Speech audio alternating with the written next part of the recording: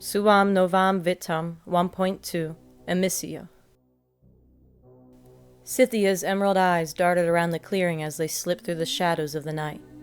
The night of the full moon in the bitter cold of winter was the best opportunity for their escape. As Trinth trudged through the piling snow with Evelina wrapped in a blanket in his arms, Cythia led the way from Sithmora territory east to Kavindu Forest, then south to Sotan's borders. They managed to sneak west through Sotan and Coven's kingdoms without being sighted.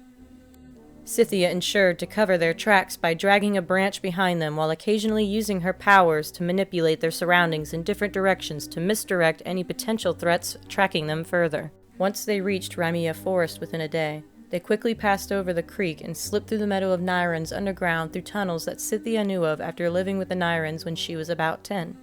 She graciously thanked them for their help as they traveled north to the border with Sohana Pines. Cythia insisted they hurry west to reach Tavar before a patrol seeking them beyond Domorda's walls caught sight or word of them. As they trekked through the miles' snowfall, Cythia couldn't help but notice Trinth was struggling to suppress tears as he carried Evelina. She frowned as she remained closer to him on the path and commenced to console him. "What are their names?" Cythia asked softly. Trinth froze. "Who?" "Your kids. I'm sorry, if you don't want to talk, my wife and I had twins. A boy named Archivis and a girl named Arivia. I saw what they've done to them." He trailed off as his face twisted in pain and rage. "There's nothing I can do to help them, which is the worst possible torture they could have used against me." Cythia frowned as she cringed. Sithmora-born she-devils are the deadliest. Unfortunately, that's Boadicea and her daughter, Eula. They were bred to kill and torture. Lyren is another who slaughtered my mother and little sister right in front of me. Trinth turned away. "They are heartless. My condolences for your losses. My son is out there too, somewhere, right?" Cythia frowned as she pulled her soft gaze away from him. "I'm afraid they're using similar merciless tactics to indoctrinate him to become an agent of demise. They already started the mutation process. They will continue to push him to commit evil deeds to prove himself worthy. They will manipulate him into believing you are the enemy. They will order him to hunt you down and kill you. You must disappear and not go looking for him. Do you understand?" Trent slowly inhaled as he felt his lungs tighten, his blood run cold, and his heart skip beats. His vision blurred with tears. "Trent?" Trent faded into a memory as he recalled a beautiful sunny day when his twins were born. His wife, Eleonora, smiling brightly as sweat streamed down her flustered face as they embraced their children for the first time. Abruptly, Cythia's voice brought him back as she called out his name. His eyes widened as he snapped back to the present and realized Cythia was staring at him with sincere concern. He parted his lips to speak as he narrowed his blue eyes. "I understand. You believe they are lost causes. I won't give up on them, but I understand that I must let them go. I can't stand the thought of fighting for my life against one of them." Cythia froze as his words sent chills down her spine. Between the desert and the pines, we can remain unchecked and still be close enough to the enemy where they'll least expect it. Tavar is a quiet town. Eva will be safer there, in the outskirts. Trinth grumbled. "So we'll just set up camp there and pretend everything didn't happen?" Cythia locked gazes with him as she turned serious. "We will move on and make the best out of what we can.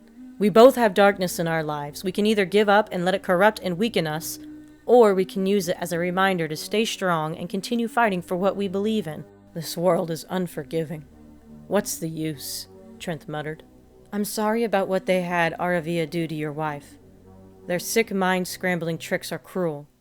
I assure you, they are manipulating your little girl into remembering her mother as an abusive and cutthroat woman. Their tests for young girls in training are twisted.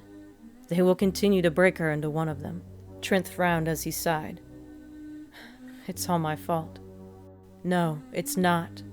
They are the ones who believe that torment and mutilation are necessary to mold children into heartless soldiers, mere pieces in their games. Their twisted perception and immoral methods are to blame for your situation. You were born into a society where authority, fear, and violence heavily shaped your culture. Domorda's youth is educated to a narrow mindset, like the Sithmora-born girls. The majority are born to kill. These monsters are raised to become sinister assassins. They used any failed tests or challenges to cull the weak by using the failure like a hunting target for the next girl. They are indoctrinated to be ruthless. You are not to blame for the dark choices they made or the dark place where you were born. However, you can choose now to pursue a life of peace and prosperity. Unfortunately, your children are victims of their cruelty, but you've stopped it from happening to another child. We have managed to escape with Evelina. It won't get any easier right away, but we've made progress.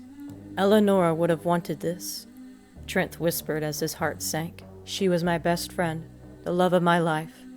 Now she's gone by the hand of her own daughter, all based on lies. I can't stand that she spent her last moments in such agonizing insanity.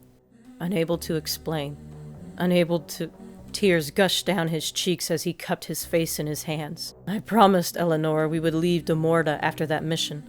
I swore to her that I would find a way to get us somewhere better. Trent, she's watching you now, and she's proud of you for what you're doing now. The path you've chosen is what she wanted you to take. Trent lowered his hands and looked at Cythia with a grave expression. I'll make this right, and if either of our children ever find me, I will remain hopeful to spark the good within them. Cythia forced a smile as she did her best to block the dark thoughts racing through her mind. He still has hope for them. I pray that it doesn't beckon his end.